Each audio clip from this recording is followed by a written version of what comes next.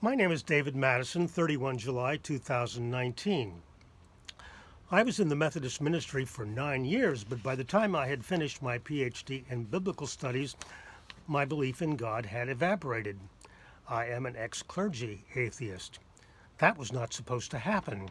Seminaries exist to manufacture clergy, but if you study the Bible too carefully, too closely, things begin to fall apart. The errors and flaws become all too obvious.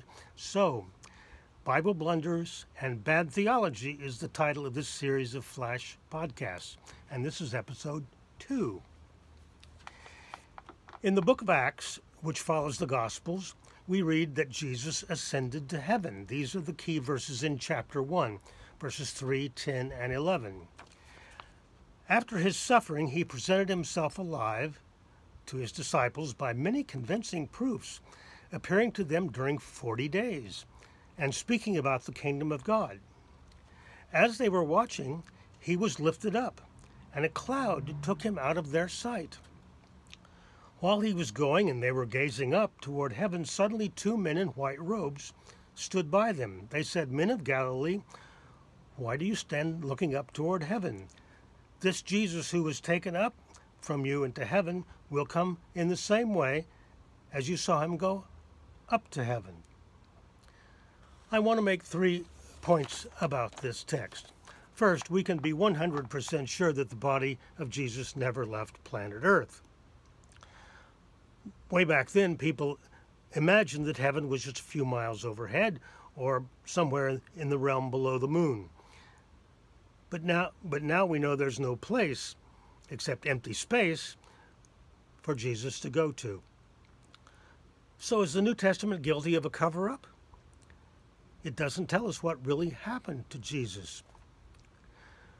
But to those who insist, yes, it did happen, Jesus ascended, we can pose this question: is Jesus still in orbit? Well, all the technology we have for monitoring space junk, even as small as a baseball, hasn't yet spotted him. No, Jesus is not up there. If Jesus rose from the dead, well, then he died again and was buried again. And the New Testament fails to tell us this. What a blunder.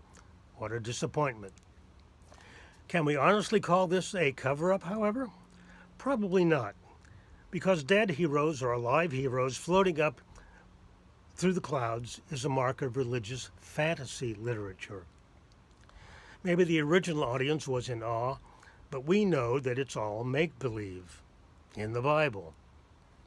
Second, what is the value of a 40-day resurrection? How does that body coming back to life benefit humanity?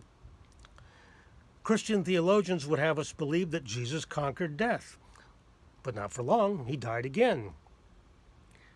It is magical thinking, it is superstition to believe that a dead body coming back to life is a key to humans getting to live forever.